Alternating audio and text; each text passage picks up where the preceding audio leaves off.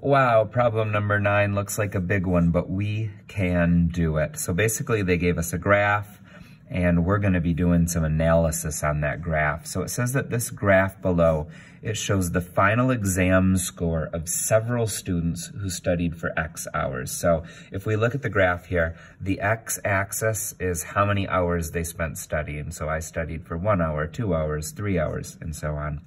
And then the y-axis, it says, is their final exam score. So the student got a 50%, a 60%, a 70%, and so on.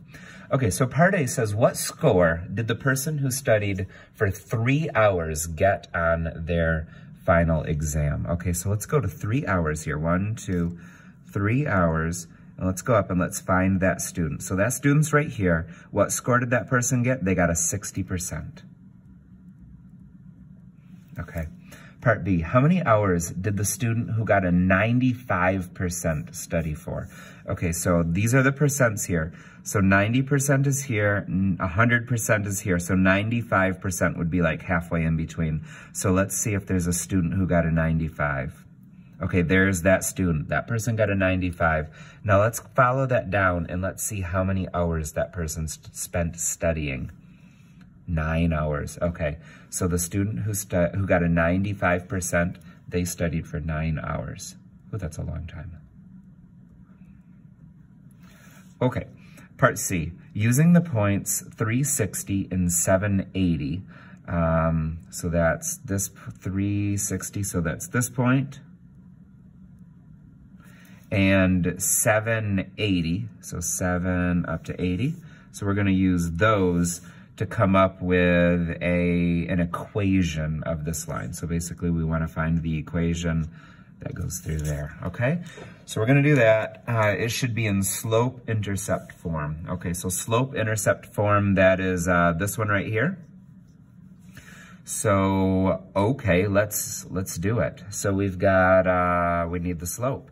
So slope formula is this one. So y2 minus y1 over x2 minus x1. All right, so here's our x1, y1. This is our second x, this is our second y, so x2, y2. Okay, here we go. y2 minus y1 will be 80 minus 60.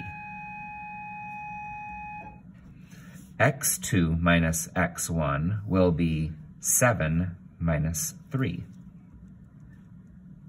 Okay, so that is 20 on the top. 7 minus 3 is 4. Okay, 20 divided by 4. Isn't that just 5? So let's just say that the slope is 5. All right, so we've got that. And we want it in slope-intercept form. Okay, so that's this one. So we have y equals, we know that the slope is 5. We just figured that out. So the slope is 5. X plus the y-intercept is b. We don't know what that is yet, so I still have to just put a b right there. We need to figure out what that is. So how are we going to do that? Okay, well, we do know that we've got a point 3 comma 60, and that point, this 3 is an x value. The 60 is a y value. So my thought is, why don't I just put a 3 right here for an x? And why don't I put a 60 here for a y? And then I could figure out what b is by solving for it. So I'm going to do that. So a y value is 60 equals 5. That x value is 3 plus b. So we're going to figure out what b is right now. So 60 equals 5 times 3 is 15, so 15 plus b. And if I wanted to get b by itself, I would just have to move this over to the other side, so minus 15. Okay, so 60 minus 15 is 45 equals b. So now I know that my b value is 45. So I could write my final answer right now. So y equals, again, we know that the slope is 5, so 5x. We didn't know what b was a little bit ago, but now we do. We figured out that b equals 45, so plus 45. This right here is the equation of this line that goes through those points. Okay, part D. In this problem, slope means that every extra what? So the slope is 5, and the slope tells us how steep the line is. So this has a slope of 5. So that means that for every hour that a person studies, we would expect their, what's gonna go up? Their score is gonna go up. Their score to go up by 5. The slope is 5, so it's gonna go up by 5%.